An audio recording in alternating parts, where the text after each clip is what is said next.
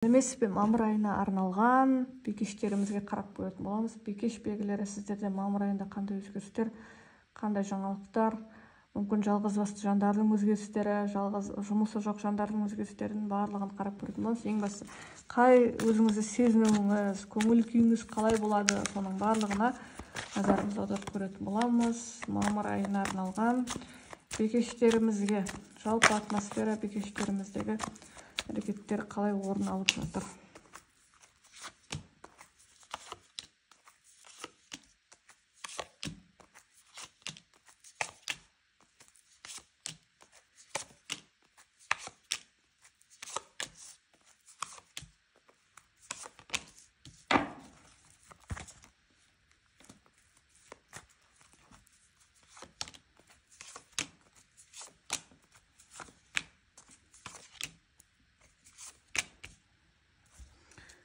Бикеш белгілері сіздердегі әрекеттерге келетін болсақ, жалпы сіздер үшін өзіңізді сезіну әрекеттеріне келетін болсақ, бұл жерде бірінші триплетіміз өзіңізді сезіну әрекеттеріне келетін болсақ, жалпы өте бұл жерде көңіл күйіңіздің жақсы болып жатқанын айтады. Бұл жерде сіздер үшін мысалға иммунитетіңізді мықты, белсенділік танытып, барлығы мысалға емделу кезеңдері, әрбір өзіңізге бикештеріміз полностью өздеріне назарларын аударады, денсаулық мәселесі бойынша. Мысалға қандай да бір пайдалып келетін денсаулық мәселесі, мысалға ем қабылдау, жаңа бат өнімдерін ішу, пайдалы витаминдер қабылдау, дұрыс тамақтану, барлығында сіздерде өте профессионалды деңгейде, мысалға сіз маманға көрінетініңіз айтады, қандай бір денсаулығыңыз бойынша бір мамандарға көрінетініңіз, дәрігерлер, қандай стоматолог болсын, терапевт болсын, барлығында дұрыс маман табатыныңыз айтып жатыр, және сол бір нәтижелі ем қабылдайтыныңызды көрсетеді. Ең бастысы дұрыс сондай бір ем қабылдап, дұрыс аяққа тұруға, өзіңізге деген бір жақсы денсаулығыңызға күшті назар аударатыныңызды айтып жатыр. Бұл жерде өте күшті әрекеттер, емделу, дұрысталу және өзіңізді жақсы сезіну. Кейбір бикештер деп айтайын, тіпті денсаулықтары мазаламаған соншалықты мамыр айында мысалға өзіңізге түр келбетке назар аудара бастайсыз. Мысалға әдемілікке өзгерту, мысалға қас жасату, қалай да болса қазір жаңағы әртүрлі болып жатыр ғой бізде, мысалға ботокс жасату, мысалға бұл жерде мысалға морфиндарды тарту, әдемілік, мысалға сұлулық, бұл жерде әртүрлі әрекеттер, сұлулық әрекеттерін орналас. Тіпті егер сізде барлығы норма болып жатса, бикеш белгілері киімдеріңізді ауыстыруыңыз мүмкін, мысалға имиджді ауыстыру, мысалға полный гардеробты ауыстыру, мысалға ескі нәрселерді босатып, жаңа нәрселермен өзгертіп, мысалға өзіңізге не жарасатынын түсіну, әдемілік. Адам енді бір жан үшін бізде мысалға түсініп жатады, кейде қыздарды түсінбейді, мысалға ер азаматтар үшін әдеміленеді деп. Жоқ, қыздар өздері үшін әдеміленеді, өздерінің көркі, өздерінің көңіл күйлері үшін. Сондықтан бикештерде бір сондай көңіл күй, өзіңізді әдемілендіруге, өзіңізді жақсы жағынан көрсетуге, сенімділігіңізді көбейтуге арналады. Яғни сізде барлық нәрсе, қандай да бір өзіңізге деген әрекетіңіз сәтті болып жататынын айтады. Өте күшті әрекеттер. Тағы да бикеш белгілері соған қарамай, мысалға сізде барлығы жақсы, өзіңізге әдемілік, психологиялық әрекеттер пассив болып жатқанын көрсетеді.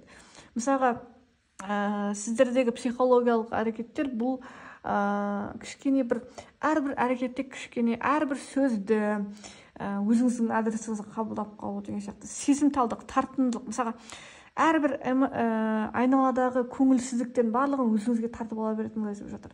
Сіз мән бермеңіз, мүмкін ол сізге тиісті емес. Әрбір нәрсені өзіңізге қабылдайтыныңызды, жүрегіңізге жақын қабылдап жатқаныңызды айтып жатыр. Хоть сіздегі сенімділік, өзіңізді сезіну өте күшті болғанмен, былай настроениеге келген кезде сізде сондай әрекеттер бар. Мысалға жаңағы кішкене сөзді қабылдап, тез өзіңізге, жүрегіңізге қабылдап, немесе бір сезімталдық сондай болуы мүмкін. Немесе бір ойдан бір нәрселер құрап аласыз. Мысалға барлығы болып күшті келіп жатады, бір нәрсе кішкене чуть-чуть сіз қалағандай болмады, сіз тағы да өзіңізге мысалы қабылдайтыңыз, ух ты, мынау осылай болғандықтан жаман ойлар келе бастайды. Мысалы әр нәрсенің бір теріс тарафын ойлау, жақын ойлап қалуыңыз мүмкін, олай нәрсені керегі жоқ. Сіз ойлағандай страшно емес дейді, бұл өмір тек қана қабылдау деңгейіңізді жақсы қылу керек, кеңейтіңіз.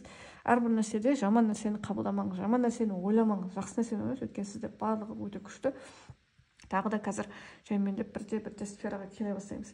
Бұл жерде тағы да бикеш белгілеріндегі сіздердегі жағдайларға келетін болсақ, бұл жерде әрбір әрекеттерде, ситуацияларда сіз өзіңізге ұнамсыз жұмыстармен айналыспайсыз. Мысалы, бір нәрсе ұнамады ма, айналыспайсыз. Ол да өте жақсы. Мысалға, мүмкін бір өзіңізге ұнамаған жермен кездесуден бас тарту. Мысалға, әрбір ситуацияларда кейде жеңіл шешім қабылдайтыныңыз айтып жатыр. Мысалға, жаңа нәрселерге бейімділік, әрбір ситуацияда мысалға жағдайлардың бір жаңа тұспалдарын ойлау, мысалға, сондай әрекеттер бар. Мысалға, сіз осы кезеңде бір көп жаңалықтарда, көп жағдайларда бір жеңіл шешім қабылдайтыныңыз айтып жатыр. Сіз барлығы өте жақсы болғанмен, сізде тек қана бір эмоционалдық әрекетіңізді жөндеуге салу керек. Бұл сезімталдықты, ал былай да барлығы жақсы. Тағы да ситуациялардың әрекетінде өзіңізге ұнамсыз тұстармен уже күресетін сияқтысыз. Мысалы, ұнамайтын жандармен, ұнамайтын оқиғалар, көңіл күйіңізді түсіретін әрекеттер, мысалы, бірдеге өзіңізді мәжбүрлеуге емес, өзіңізге ұнамды жерлерге бару, көңіл күйіңізді не нәрсе көтереді, сонымен айналысуға назарыңызды аударатын көрінеді.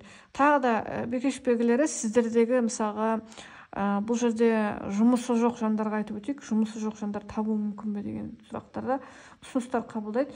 Мысалы, сіз таныстарыңыз арқылы бір жұмысқа орналасуыңыз мүмкін. Таныстарыңыз арқылы бір жақсы өзіңіз қалап жүрген жұмысқа. Бұл жерде таныс болған кезде, мысалға, сіз ортаға адам салуыңыз мүмкін. Мысалға, бір сондай мысалға, өзіңіз тәжірибеңіз жоқ жерге тәжірибеңізді салып деген сияқты, мысалға, сондай жолдармен жұмысқа орналасуыңыз мүмкін. Бұл жерде әбден тіпті мүмкіншілік бар. Бір жанның көмегімен, мысалға, ортаға салуымен өзіңіздің қалаған жұмысыңызға жұмыс жоқ жандар үшін өте сәтті болып жатқанын көрсетеді. Сіздерде нәтиже бар. Тағы да бикештеріміздегі жұмысы бар бикештеріміз мамыр айында қандай болып қалыптасып жатыр? Өте жақсы, барлығы өз орнымен, сіздерде де барлығы нәтижелі, ұжымдармен жақсы тіл табысу, жұмыс барыста өзіңізді өзіңіз жөндеу, мысалға, өзіңізді кемшіліктеріңізбен айналысу. Жалпы сіздердегі әрекеттер тек қана өзіңізге назар аудару. Кейде бір осы раскладта бикештерімізде эгоисттік көп танылатын сияқты. Мысалға, мамыр айында бір өзімшілдік көп болатын сияқты көрінеді. Мысалға, тек қана өзіңізге назар аудару, өзіңізбен айналысу. Өте бұл әрине жақсы. Бұл өте әрекетті адам өзін ғана сынайды. Яғни бұл адамның дамуы деген сияқты. Айналаға қарағанда өзіңізді жөндеу керек деген сияқты әрекеттер көп қолданатын сияқтысыз.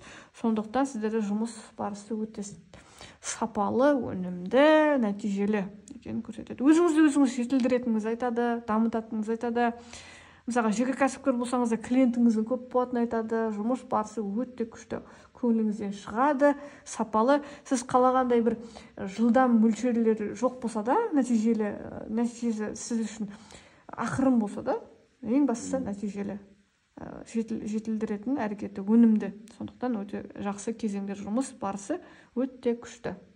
Тағы да мамыр айындағы сіздердегі ара қатынастарға келетін болсақ, жалғыз басты бикештеріміз мамыр айында табу мүмкін бе деген сұрақтар. Бұл жерде жалғыз басты бикештеріміздегі әрекеттер өкінішке орай жоқ. Сіздер үшін назар аударатын адамдар болады. Мысалы, жолға шыққан кезіңізде таныстықтар, флирт болуы мүмкін.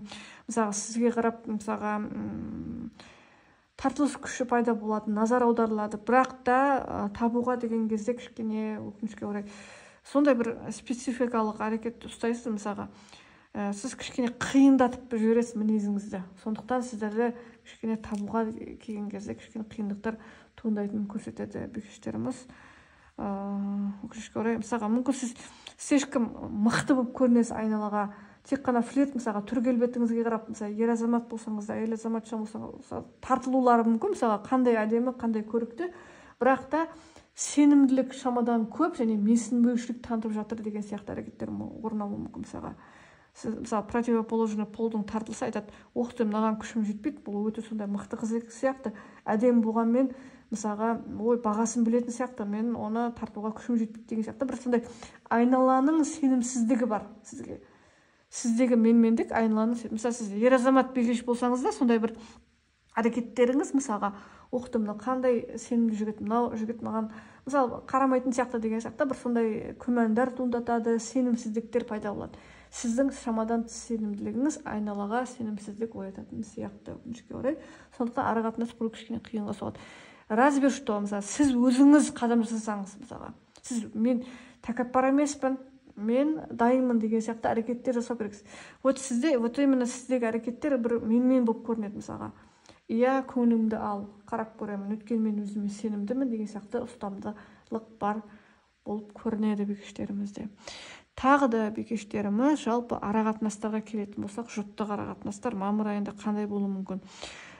Сіздердегі әрекеттер кішкене бір бұл атмосфера барысы ренжу кезеңдері бар сияқты тартылыстар. Бір нәрсені дәлелдеуге тура келеді, мысалға жұбыңызбен немесе ақша туралы арадағы түсініспеушіліктер бар сияқты, орын алатын сияқты. Кішкене бір ақша туралы келген кезде сеніміне кіруге тырысқан үшін мүмкін сіздің жұбыңыз немесе сізге немесе сіз жұбыңызға сондай бір күмәндар туындататын сияқтысыз. Мысалға ақша туралы жаңағы дәлелдеу керек, немесе бір сенімсіздік, соның үстінде тартылыстар, соның үстінде әрекеттер, немесе егер сізде тіпті ондай бір ақшалық әрекеттері болу кішкене аз десеңіз, мысалға ондай бір жағдайдың болуы төмендік туындатса, сіздерде айналадағы адамдардың араласуы бар. Мысалға сенің мысалға әйел тараптан сондай бір құрбысы немесе ата-анасы араласады. Күйеуің ақша таппайды ма? Неменеге олай қылып жатыр? Сен неменеге мойындап жатсың? Неге сөйлеспейсің? Бір сондай әрекеттер, немесе әйелің ақша таппайды ма, отырады ма үйде? Бір сондай түсініспеушіліктер арадағы адамдардың бір 5 теңгесін қосатын адамдар пайда болып жатыр. Сондықтан араластырмаңыз, арақатынасыңызға ешкімді араластырмаңыз, өйткені сіз мысалға проблеманы айтсаңыз, жақындарыңыз қате түсінуі мүмкін. Сондықтан кейде проблеманы мысалға егер серьезно болмаса, әрине ондай ұрып соғу болмаса, әрбір ұсақ түйекті ата-анамызға, құрбыларымызға айта беру шарт емес. Өйткені айналадағылар сіздей болып қабылдамаулары мүмкін, мысалға олар ажырастыра жіберуі мүмкін, ал сізге арақатынас керек. Сондықтан кейде проблеманы жылы сөзбен шешуге шақырады сіздерге бикеш белгілері, жалпы сондай әрекеттер. Сондықтан ақша мәселесі бір проблемаңызды өзіңіз жылы сөзбен шешкен жөн. Өйткені ренжуді салмай, немесе бір өткен шақтағы нәрселерді қозғай бермей, өмір сүруді бір болашаққа қарағанға шақырып жатыр. Сондай әрекеттер, кеңестері бар бикештеріміз. Жалпы сіздерде жаман емес, тек сондай бір сезімталдық, сондай бір әрекеттеріңізде кішкене сабырлық танытуға шақырып жатыр. Назарларыңызға рахмет бикеш белгілері. Лүпілдеріңізді аямаңыздар, энергия алмасу ретінде